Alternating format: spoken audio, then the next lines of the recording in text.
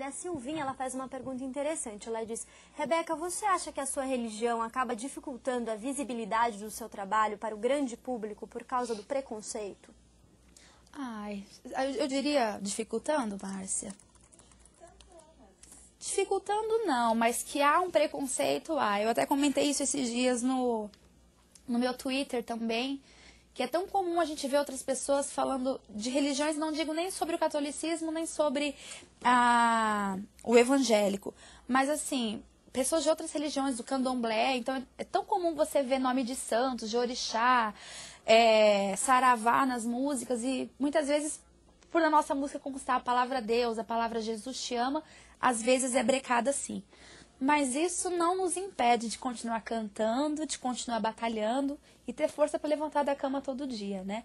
Porque eu acredito no trabalho que eu faço, eu acredito para quem eu faço também. Então, às vezes nos entristece sim, que a gente nota um certo preconceito.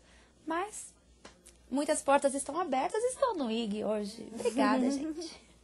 A Letícia pergunta qual foi a maior dificuldade na sua carreira.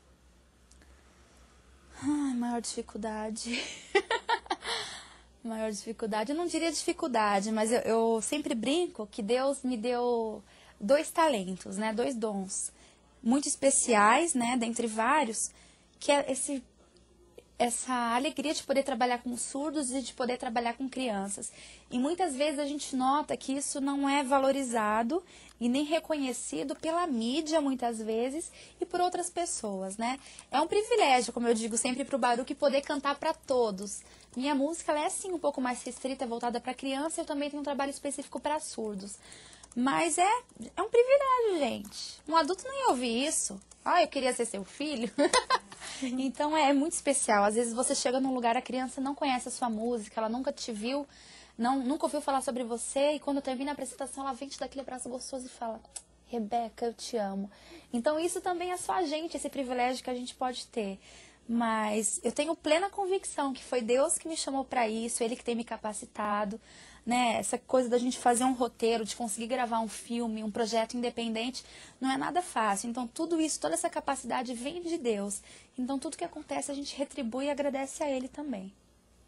Olha, a Samuca, ela pergunta se você tem algum projeto social para surdos. Ela entrou agora na sala, você pode repetir para ela? Tá. Nós temos sim um projeto social na cidade de Marília, instituição Rebeca Nemer Pro Crianças e Adolescentes Surdos.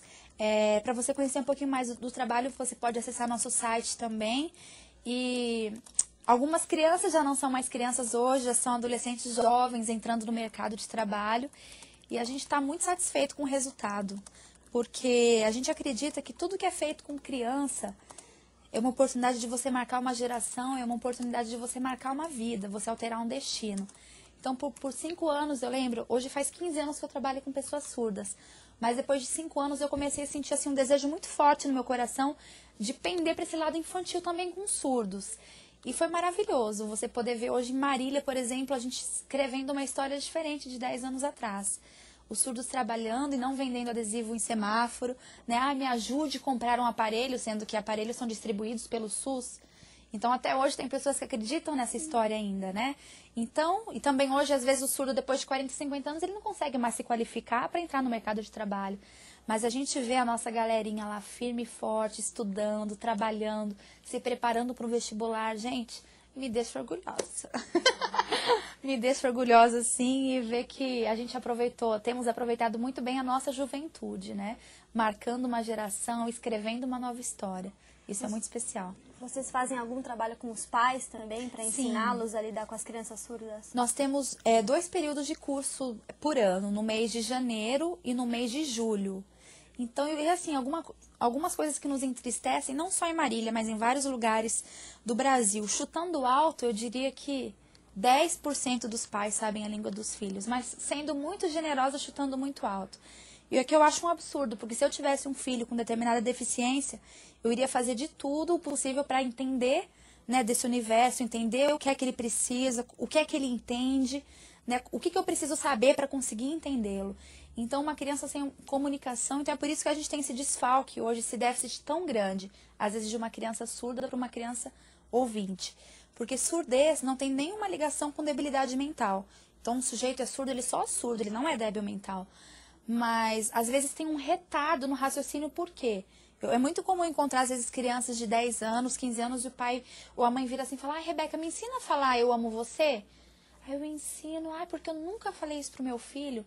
Então, com 15 anos de idade, o filho nunca pôde sentir, sabe, que é amado pelos pais. Então, imagina outros conceitos, né, a respeito de sexualidade, a respeito de virgindade.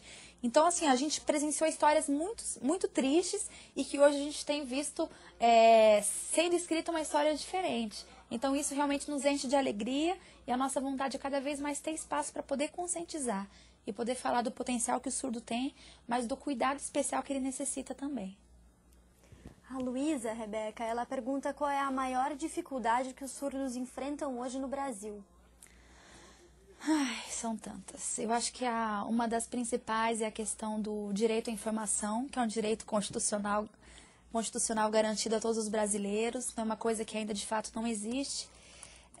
Na lei mesmo, que exigiu que houvesse interpretação nas campanhas políticas, possibilitou também a questão das legendas. Então é muito mais barato você colocar uma legenda do que você contratar um intérprete. Só que você está simplesmente cumprindo a lei, você não está se preocupando em saber se os surdos estão entendendo, se os surdos estão sendo alcançados, né, através dessa informação. E uma outra coisa também, por um lado é muito bonito a gente ver o governo se preocupando nas reservas de vagas de trabalho, né? Porque determinada empresa, se tiver um X de funcionários, ele tem que ter um percentual de pessoas com deficiência. Então, é correto, você tem que sim ter essa reserva, mas a gente não está se preocupando ainda da maneira que precisa na questão da qualificação. Então, é muito comum empresas nos ligarem, principalmente em Marília, olha, a gente está assim com 10 vagas e está sobrando vaga e muitas vezes a gente não tem qualificação, é uma pena. Mas agora também, com o ensino sendo evoluído, com intérpretes sendo contratados, as coisas estão voltando a caminhar.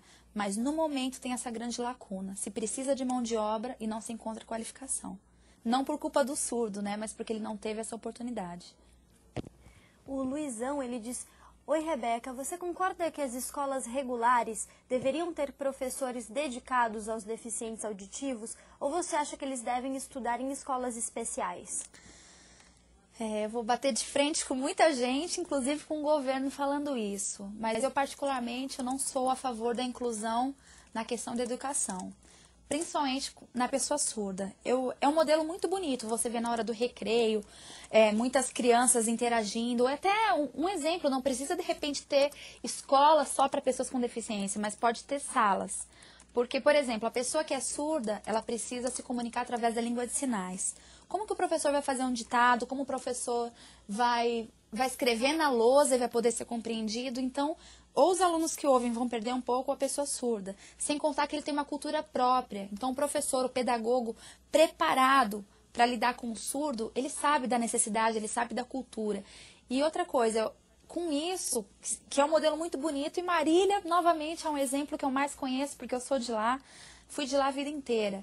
Então, hoje, assim, a gente vê alguns dos nossos também, né, que fazem parte da nossa instituição, hoje com 18 anos, com diploma de 2º grau, mas que não sabem o que significa a palavra igreja, que não sabem o que significa a palavra supermercado. Então, os professores não podem reprovar e vão aprovando. Então, seria muito bonito. Mas eu acredito que hoje escola é lugar de aprender, e não um lugar simplesmente de sociabilização. A gente tem o resto do dia para sociabilizar, ou o período do recreio.